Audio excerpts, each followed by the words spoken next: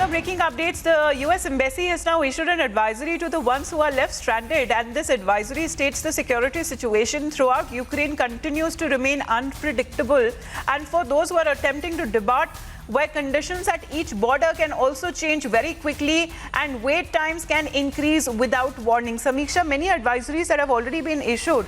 Now the United States has issued this latest advisory even when it comes to the border areas where refugees have been fleeing to the other neighboring countries. Situation there can also change any minute. That's right, Amita. Just to begin with, the United Nations has said that more than 2 million refugees have already fled Ukraine, which only goes on to prove how tense the situation is. In fact, in the latest, the US Embassy in Kyiv has issued an advisory which states that the security situation throughout Ukraine continues to be unpredictable.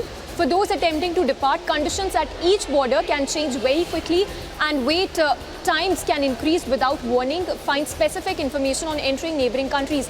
So the advisory that has been issued by the US Embassy in Kyiv says that the situation remains very grim at the border checkpost where constant shelling have been reported. And this advisory goes on to say that, in fact, the advisory has mentioned what all to be carried by the refugees as they leave the border checkpost. It says that the people need to carry extra batteries and power banks for your mobile phones, blankets, sleeping bags and warm clothes, enough food and water for at least 2 days, enough pet food if applicable, diapers and baby food if applicable, and also hard copies of identification which includes birth certificates, passports, etc.